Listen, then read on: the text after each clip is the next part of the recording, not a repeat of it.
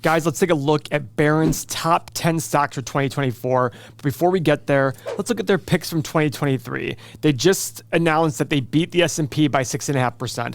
Not going to lie, Mo, I was a little surprised by these picks. I thought it would be all hype stocks. They beat the market by 6.5%. And guess what? NVIDIA was not one of their picks. The reason I bring that up is you don't need to follow the hype to do very well. In fact, of their 10 stocks, only 2 of them are hype stocks. Which ones? Google and Amazon. The other 8 those are like your Magnificent Seven. Yeah. The other 8 were Alcoa, Bank of America, Berkshire Hathaway, Comcast, Delta, Medtronic, Madison Square Garden Sports, and Toll Brothers, the home builder. And I'm actually surprised they picked Toll Brothers with rising interest rates. Yeah, true. So like 4 or 5 of those are companies that you don't hear of on a daily basis. Yeah, and in fact, when we get to their 2024 list, there's one company I was like, man, I can't believe I've never looked at that company. So we're going to analyze that one as well once we come up that list. So guys, Barron's, I believe, tends to follow what people are going to like. And remember, there's only 2 stocks in 2023's list that are also in 3 stocks in 2023's list. It's also in 2024. Okay, I don't know why that is. And I didn't go delve deeper into how do they analyze these companies? What did they look at? You know us as a channel, our goal is to buy undervalued companies.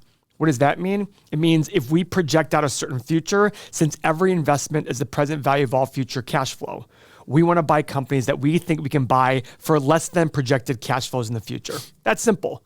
Now, it's obviously not easy because you also have to go against the grain at times because usually companies that are selling cheap are not popular companies, right? Now, I look at a company like Google, which is on their list this year. Mm-hmm. I wonder how the list performed if you take out Google and Amazon. That's a great idea. I can actually do that right now. Do you want me to do it? Sure. All right, guys. So what I did here is I went into Y charts and I pulled up the 8 other companies apart from Google and Amazon and compared it to the S&P. The biggest gainer was Toll Brothers at 108%. So we look at this, we go 108 minus, I'm going to estimate here. So 108, 106, 112, and 50 is 106, call it 160, 175, 177 minus 25 is 150% divided by 8. No, it actually didn't beat. It actually did not beat if you take out Amazon and Google. Now, that's okay. It's also a good point to make. If you pick 10 stocks, we'll call it, and all you need is 1 or 2 to run. Yes. That's it. Yeah. And the rest of them to kind of fall in that middle level, and you can have some losers in there. And that's a big change for myself over the last few years. I used to want to sit there and have all my stocks do pretty well. Remember, on any given year, one stock's going to surge, one stock's going to fall. Look at Alcoa. Alcoa, they only had 2 stocks. By the way, this is price change. This doesn't include any dividends, okay? But the S&P total return does include the dividends, so it could be a little skewed there. There's only 2 losers, the MSG Sports and Alcoa. But look at Toll Brothers, up 108% year to date. Who knows what Toll Brothers is going to do next year? Who knows what any of these companies are going to do next year? But the point is, if you sit there and buy a good group of stocks based on good, reliable metrics for the long run, any given year can change, any given year can fluctuate, but over the long haul, the goal is that you outperform. Now, so what's on tap for 2024? The 3 companies that are the same: Google, MSG Sports, and Berkshire Hathaway. Now, why did they pick Berkshire, Mo? Because it's basically an ETF. That's what I think. I have to think the same thing. It's Warren Buffett. But you know what, guys? I love Warren Buffett. I love Berkshire. If you expect Berkshire to have the same performance in the future they have had in the last, it's not going to happen. They're a larger and larger company. It is harder to outperform as time goes on and as you get larger and larger. That's an absolute fact. It's really difficult to outperform when you do that. Now, do I still think they can outperform? Absolutely. But it's not going to be beating the market by 8, 9, 10% a year for the next 30 years. That just ain't going to happen. Even Warren Buffett and Charlie Munger, rest in peace, have said this over and over at their annual meetings. So, who are the other 7 companies? Ready for this one, Mo? Yeah. Alibaba is number 1 for them. I didn't expect that. I did not expect that either. Barrett Gold Company. Expected that. Did you? I expected a gold. Why? Because gold prices are up. Supposed to go up higher from where they are now. And they're gold kind of prices have highs. jumped up. Yeah. BioNTech, BNTX, Chevron, CVX, Hertz, MSG Sport, like I said, PepsiCo, and UHaul. U-Haul is the company that I was like, man, I can't believe I've never looked at U-Haul because I love boring, simple companies. And U-Haul seems like it would be a boring, simple company. Don't you think? I would think so. Storage facilities, Yeah.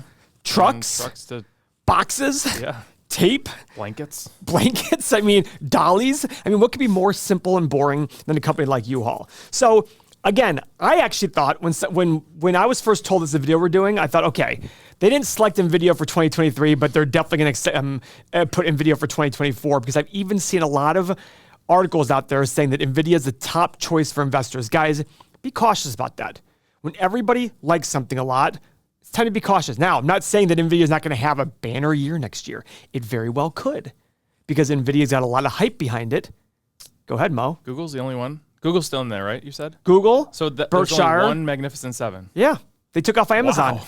Yeah, I was surprised by that too. That's shocking. It's very shocking. Okay. All right. So what we're going to do here is let's go check out U-Haul because this was interesting to me. So I want to sit there and figure it and sit there and see what does it look like as a company. Yeah. So guys, here's U-Haul Holdings. It's a $13.76 billion company. First red flag for me. Look at this free cash flow, Mo. Yeah, I know. In the last 5 years, they've averaged a negative $700 million in free cash flow. And last year, they did negative $1.6 billion. But look at their net income. A positive $770 and a positive $740. Very different. I don't like it when net income is greater than free cash flow. With that said, could it be because they built a lot of storage facilities? Could it be because the free cash flow was hit, expanding a lot? Let's go to their cash flow statement and see. They've had 1 year of positive free cash flow in the last decade. Okay. Interesting. Mo, major expenses. Yeah. Major capital expenses. It Guys, is a capital-intensive business. well, not only that, if they're trying to build more and more storage facilities, yeah, and this buying could more very well trucks. be okay. Listen, I have a real estate business upstairs. I always tell people I never have a positive free cash flow year. Why? Because I take all of our profit and I reinvest it back into the properties into better units for higher rents. So my values go up and my free cash flow is low or negative. I'm okay with that. That could be the case here because U-Haul has a lot of real estate. They're going to own a lot of storage facilities. So it's important to understand what are these capital expenditures.